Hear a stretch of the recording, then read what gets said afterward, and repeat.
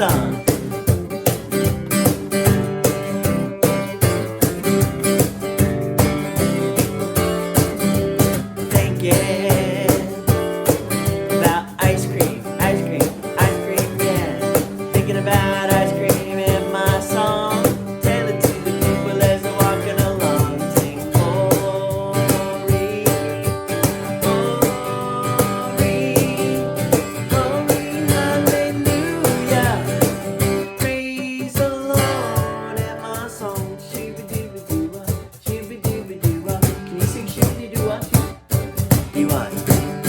Here we go. Alright. Well, thinking about superheroes, yeah. Thinking about superheroes in my song. Tell it to the people as they're walking along. Sing glory,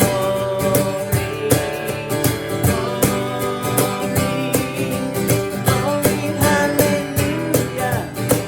Praise the Lord in my song.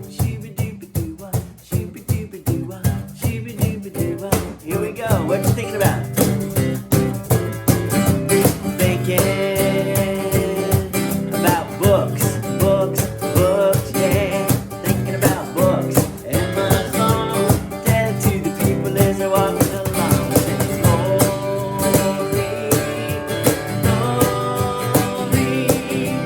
glory, hallelujah. Praise the Lord in my song.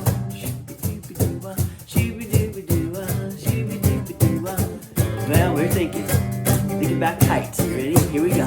Thinking about kites, yeah. Thinking about kites and my song. Tell it to the people as they're walking along. Sing glory,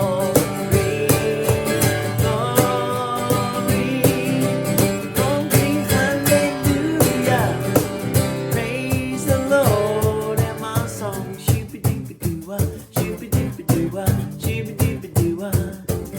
Alright, thinking about Jesus, yeah. Thinking about Jesus and my song. Tell it to the people as they're walking along. Sing glory,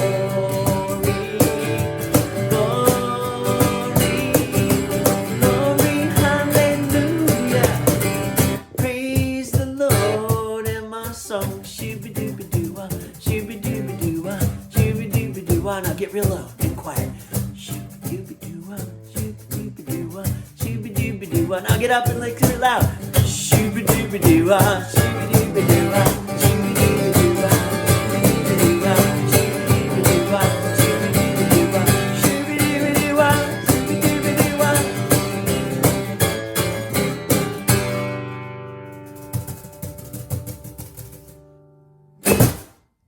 Oh yeah.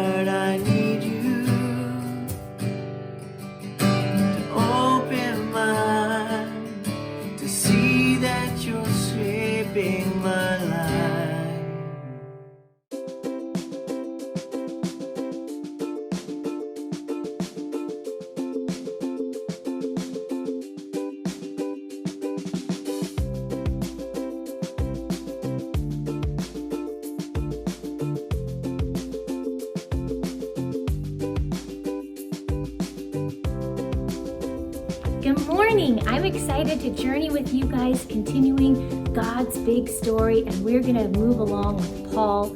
You guys remember Paul, he wasn't always a Jesus follower, but once he did decide to become a Jesus follower, he wanted to share Jesus with everyone. Now, let me see here. Let me get my... So we have... Now, Paul, he was always on the move. Always on the move. So he would travel to this town, and once he got there, he'd stay for a while and tell people about Jesus.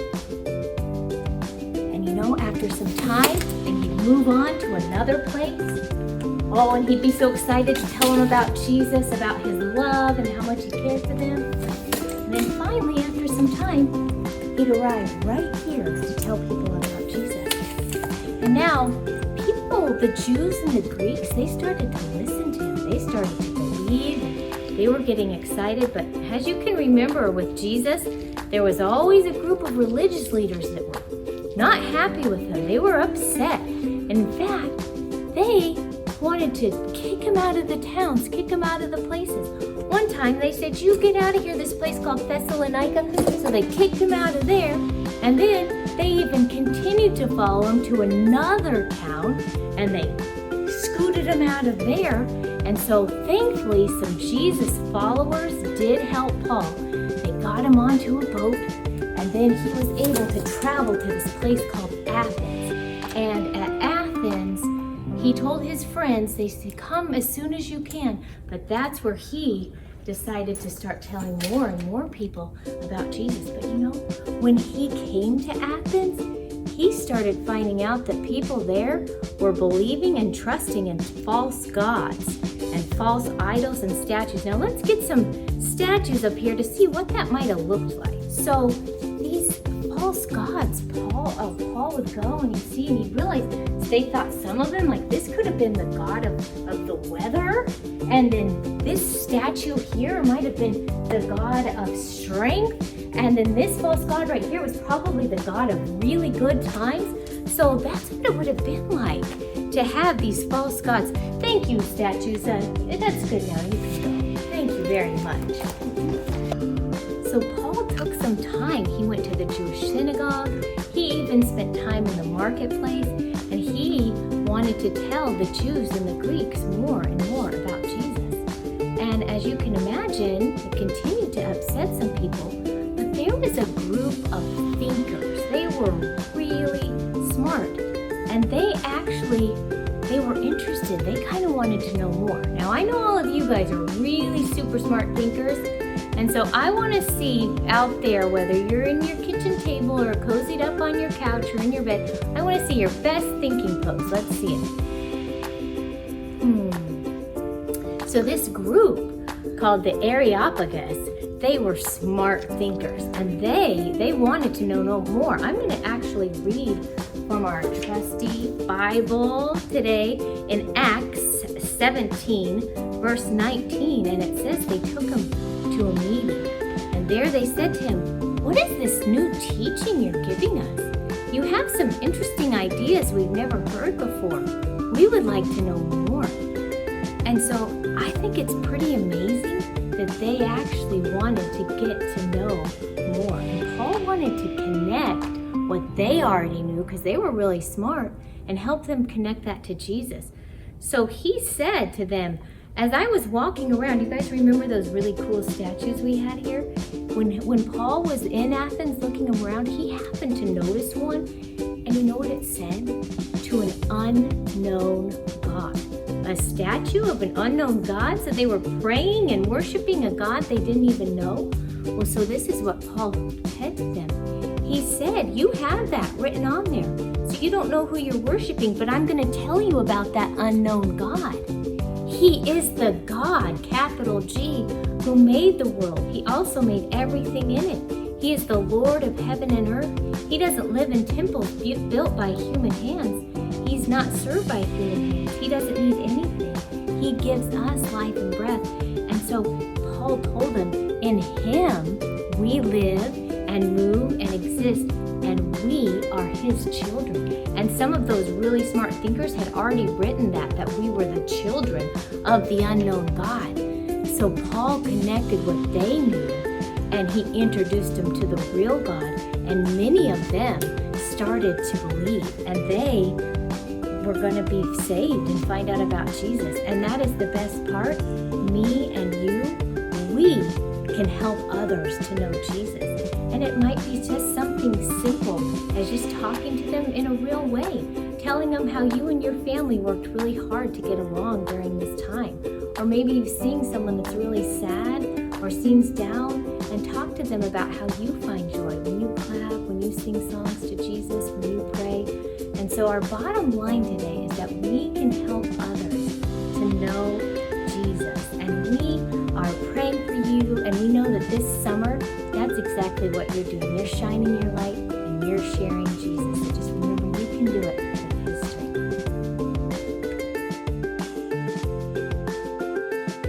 My name is Rowan, and this is Charlotte, and we are going to be learning the verses with 3 of our sentences. But first, we're going to say it normally. God's grace has saved you because of your faith in Christ. Your salvation doesn't come from anything you do. It is God's gift. Ephesians 2. So now we are going to do it with 3 of our sentences. Okay, so we split it into 3 parts, which is 3 sentences, because there was 3 sentences. Okay, so we're going to use each sentence with 1 sentence. Okay, so our first sentence is God's grace has saved you because of your faith in Christ. We're going to be using that with our tongue, with our taste sentence. So everybody pinch your tongue. Okay, and now say God's grace has saved you because of your faith in Christ. Okay, so our next sentence is, number 2 is, your salvation doesn't come from anything you do. Okay, so this is when we're going to be clicking our nose. Our sense of smell. Click your nose. Your salvation doesn't come from anything you do. Okay, the last sentence is, it is God's gift. Okay, so we're going to clap. It is God's gift. Ephesians 2:8. Okay, so now let's do it all together. God's grace has saved you because of your faith in Christ. Your salvation doesn't come from anything you do. It is God's gift. Ephesians 2:8. Thank you for learning the verse with us. Bye! So they were interested. That was the good news. And so there was the group. They were called the I have a hard time. Can you get that part out?